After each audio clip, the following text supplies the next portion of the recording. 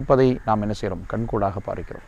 ரசூலுல்லாஹி ஸல்லல்லாஹு அலைஹி அவங்க ஒரு ஹதீஸில் எப்படி சொன்னாங்க, நான் ஒரு மனிதனுடைய மிகச்சிறந்த நல்ல அமல் எது என்று அல்லாஹ்விடத்தில் கேட்டபொழுது, அல்லாஹ் சுப்ஹானஹு தஆலா வழியில் கிடக்குகிற, அதாவது மனிதனுக்கு இடையூறு செய்யக்கூடிய கல், அதே போல் முள், இது போன்ற பொருட்களை அப்புறப்படுத்துவது ஒரு மனிதனுடைய மறுமையினுடைய தராசில் மிகச்சிறந்த ஒரு அமலாக இருப்பதை நான் பார்த்தேன் என்று ஹதரத் ரசூலுல்லாஹி ஸல்லல்லாஹு அலைஹி வஸல்லம் அவர்கள் சொல்லித் தருகிறார் என்று சொன்னால், உலகத்தில் நாம் வாழ்கிற பொழுது பிற மனிதர்களுக்கு உதவி செய்யக்கூடிய அந்த நன்றி உணர்வு உடையவர்களாக நாம் இருக்க வேண்டும்.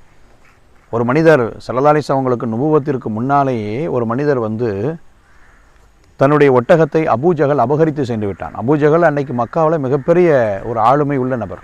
அவரை எதிர்த்து பேசுவதற்கோ அல்லது அவரோடு எதிர்கேள்வி கேட்பதற்கோ யாருமே தயாராக இல்லாத ஒரு சூழ்நிலை. அப்போ